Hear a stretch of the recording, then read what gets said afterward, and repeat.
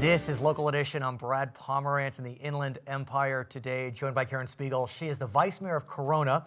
She's also announced her intention to run for the Board of Supervisors in Riverside County.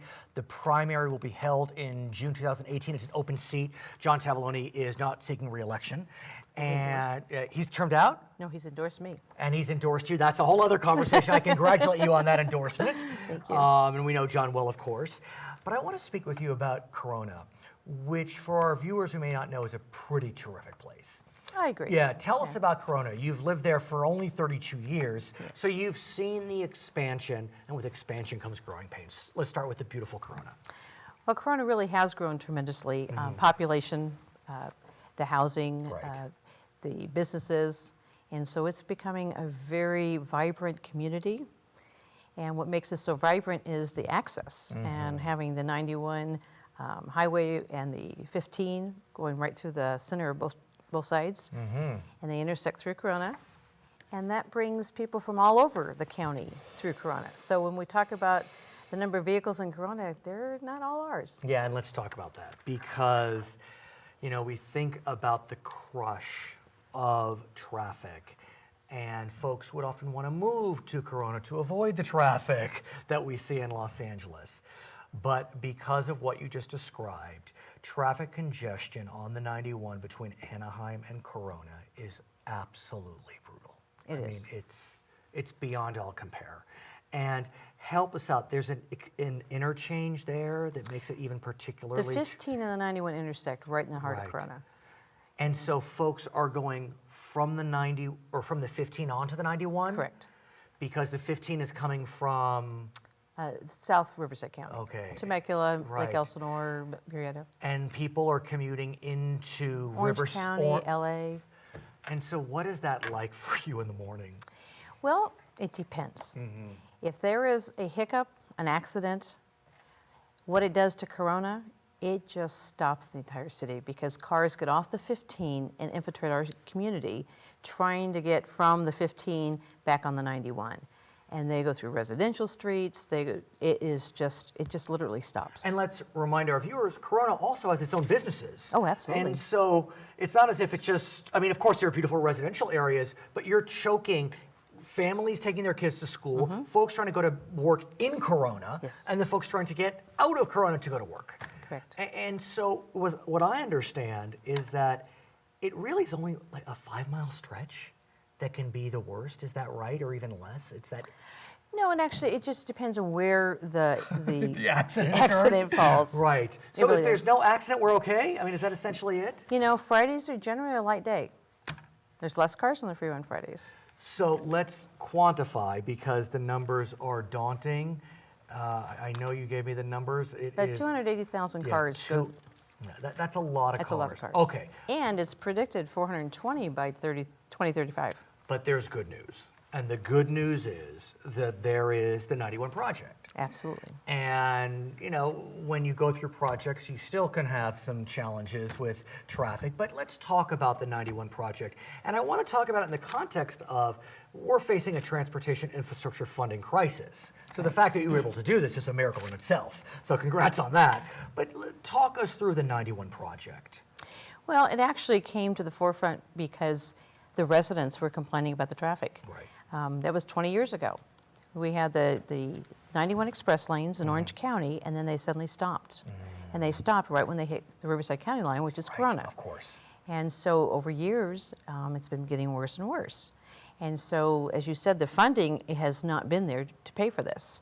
So the Riverside County Transportation Commission extended the sales tax measure, which is Measure A. Of course. It's a half cent. And they included on this last one the funding for an additional lane on the 91. So this project's kind of a multiple level. So we have additional general purpose lanes both directions. And then knowing that that would not be enough, we were able to be creative and we now have 2 toll lanes. Is it 2 in both directions? Correct. It's taking from the Orange County line and just extending it. Right.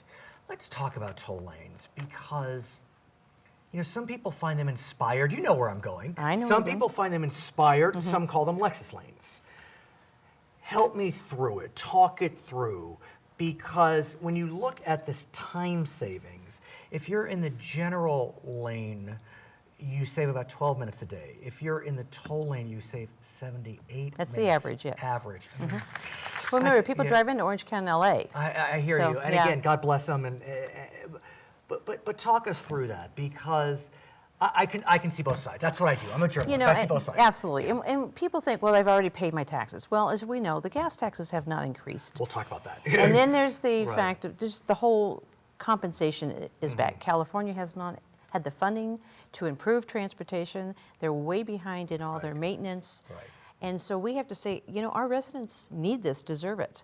And so toll lanes is the only way that we can really find it. And it's not unusual. It's all across the country. No, I know that. And, if you really think about it, when they say it's for the Lexus people, when I had children in daycare, you're late 10, 15 minutes, you are paying more than your tolls. Well stated. No, more than your tolls. Touche. And people don't realize that. You will, if you're late, you pay more than what the tolls would have been. And I guess the other argument goes, for the folks that are getting into the toll lanes, that means they're not in the general lanes. Correct. And so presumably it should decrease pressure on both sides. That's exactly what people say. Well, why didn't you just make those general purpose? First Right. off, funding is the issue.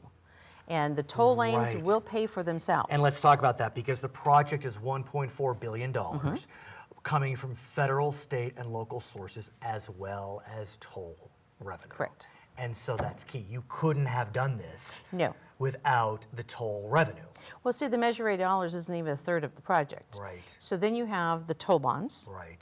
and then we have a TIFIA loan, the Transportation Infrastructure Finance and So Innovation. are the toll lanes private or public? They are public. Oh, okay. So in Orange County, I think like the 241, for example, that's a toll That's road. TCA, right. Yeah, toll road. Right. That's private. So these are public. These, just like OCTA bought Sure. out the Orange County portion of the express lanes, and Riverside County, which we are partner agencies. Right. We've worked so closely with OCTA Smart. to make sure that our commuters have a seamless as best we Right. can. We've used the same toll operators. We're I doing see, very right. it With the should be seamless. transponders, right. The transponders can be used anywhere in the state on these Right, roads. right. So So now that those toll roads will be public, where does the revenue go? Because you will be taking revenue in. Is it to pay off the bonds? to pay off the bonds, both the TIFIA loan and the toll bonds. So we have leased them from the state for 50 years, and so they'll be returned back to the state. I want to ask you about carpool, because, and this, I'm sure you didn't make the decision yourself, No. but the carpool, if you have 3 or more occupants, you can use the toll lanes either free or reduced. In some places, it's 2 or more. Any rationale behind that? Do you know? I mean, I don't know if you were involved in that process.